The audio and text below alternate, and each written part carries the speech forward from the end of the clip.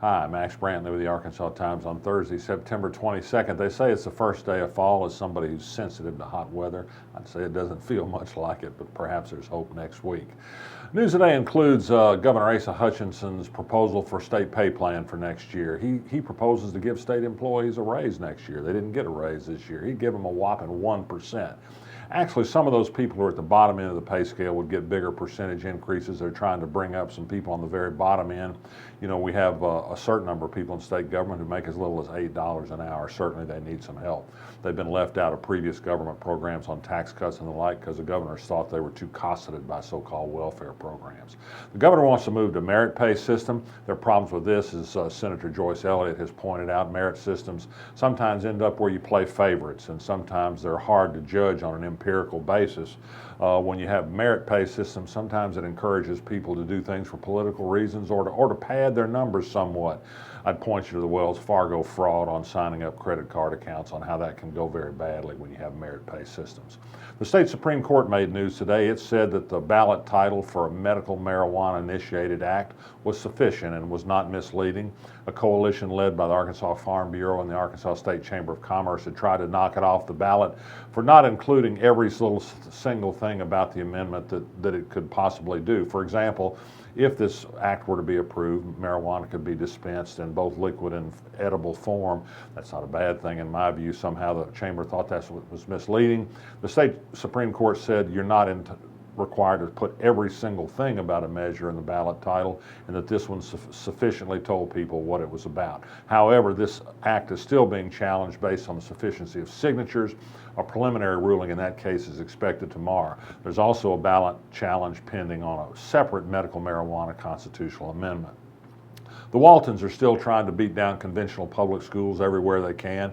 It was reported yesterday that Jim and Alice Walton had put $1.8 million, small change for them, into the battle to allow still more charter schools in the state of Massachusetts. That state has some of the best public schools in the country, but the Waltons want more charter schools there. Meanwhile, Walton money is behind an effort to raise money to beat the wrong kind of candidates in the coming races for Pulaski County School District.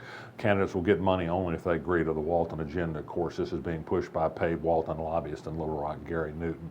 Interesting reading on the presidential campaign today. A wonderful video interview, or terrible, depending on your point of view, by The Guardian with the county campaign manager Donald Trump in the state of Ohio, a critical state. She said old white people are flocking to Donald Trump because it's just this race thing. There wasn't any racism until President Obama was elected president, she said. She grew up in the 60s. There were no race problems then. I guess the TV signals from Birmingham didn't reach Ohio. In the meanwhile, there's some Arkansans working for Hillary Clinton in Ohio today. I hope some of them ran into this woman. I think they could set her straight about events about race in the 1960s in the United States and certainly in the South. Interesting development in a race for city board, a parochial race, but it's going to be a big race out in West Little Rock. Cappy Peck, the Trio's restaurant owner, is going up against real estate man Jeff Yates and also Roy Brooks, the former Little Rock school superintendent. I think this is going to be somehow described, though it's a nonpartisan race, as somehow Democrat Peck versus Republican Yates, even if it's not going to be described in strictly partisan terms.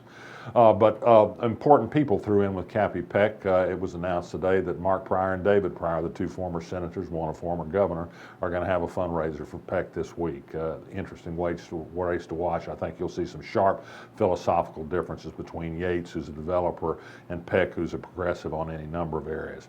I said yesterday that James Bledsoe, wife of Senator Cecile Bledsoe and father of Arkansas Surgeon General Greg Bledsoe, was up for a big pay raise up to $180,000 courtesy of Asa Hutchinson over at the State Health Department.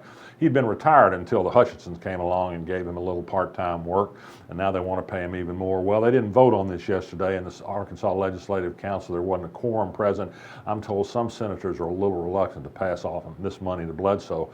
I should add that the Bledsoe family already makes more in a year than a proposal would have cost to provide paid maternity leave to state employees. Cecile Bledsoe single-handedly beat that bill, but that was wasteful money in her point of view. Finally, this weekend is the Big Dam Bridge 100, a 100-mile bike ride. Going to be a lot of fun. Maybe it'll cool off a little bit Saturday. Doesn't look like it.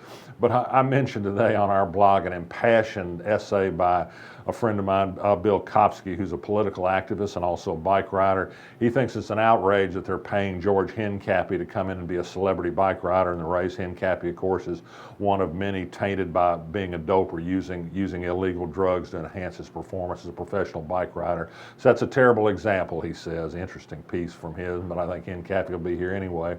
I don't intend to ride in the Big Dam Bridge 100, but it doesn't have anything to do with George Hincapie. I'll let you decide for yourself why that is. I may sit by the television and turn on the air conditioning a degree or two higher. I'm Max Brantley. I'll be back tomorrow.